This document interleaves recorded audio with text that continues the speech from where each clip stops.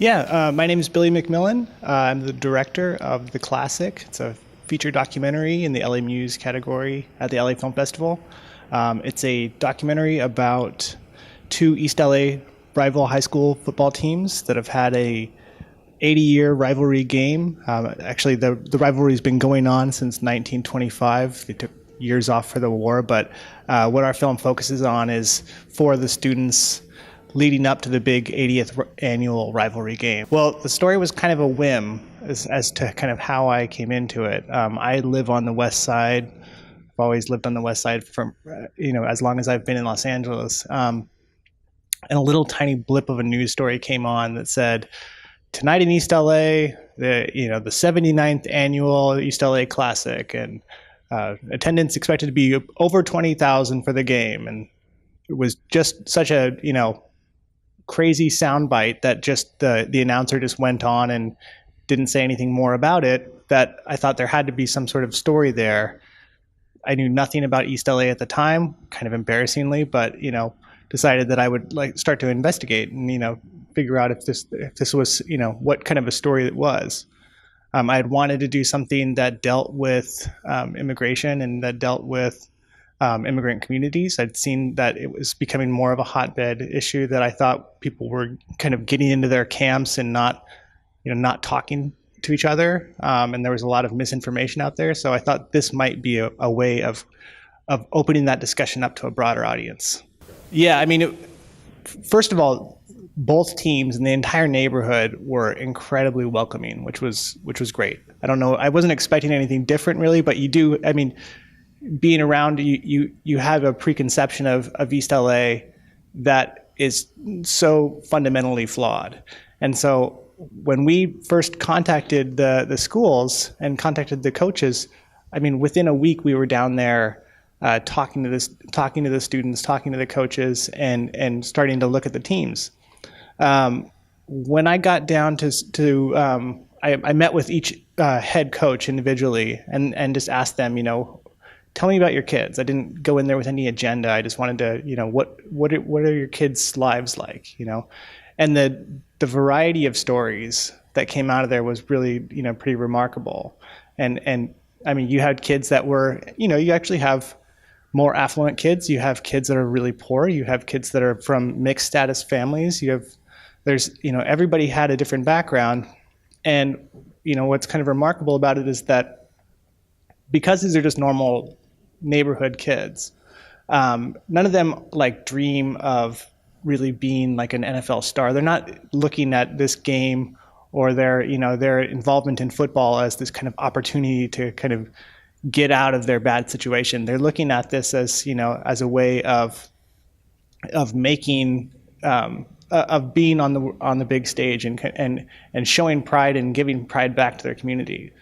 So I looked for kids that had a variety of backgrounds. I wanted to have somebody who kind of, to this community represented kind of the all-American kid. There was a ton of those kids that fit the bill. I wanted somebody who really, when I started to hear the kids' stories, one of the kids, Mario, who's one of the main focuses for me, kid with mixed status family, incredibly smart, has had issues with his family and kind of fitting in his whole life, has almost a perfect 4.0 GPA, and yet this kid struggles to even get into college because of money and access and all of that stuff. But he was such an endearing kid and such a hard worker, and you could see that through through his parents and through the way that he carried himself, that he became a real focus for me. Well, yeah, I wanted it to be real life, and I think more than anything, I wanted this to be a film that didn't whitewash the way that things are, or didn't give a kind of, a hopeful ending that was thin or shallow. These kids and the teams in general and the community as a whole have such an enduring spirit. This is the first immigrant community in in East LA and Boyle Heights that has actually put down roots there and has decided that like they want to make that area their home. And that's a real change. You know, most immigrant groups before them, Jewish, Russian, Chinese, they would come there, they would be there for some time, and then they would get out, you know, and they would disperse elsewhere. But that the community's really changed, and so, you know, I wanted to represent that and the hopefulness that was real, as opposed to something that was just, you know, artificial, like somebody getting, you know, an anonymous scholarship or whatever.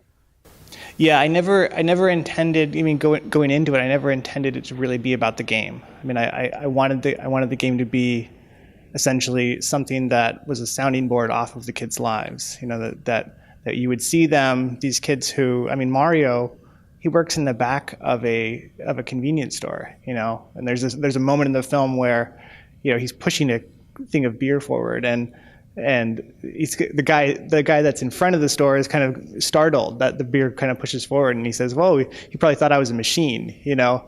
And it's like it's just a common little reaction, but it's one of these things that I found, you know, kind of a little sad, but also, you know, hopeful for the kid that actually is in that, you know, in the shadows there. I mean, this is a kid with an incredible amount of potential, and these particular kids actually do have, you know, they have an outlet. They have a place where they, you know, for at least one moment can be on the world stage and can be kind of celebrated by their community.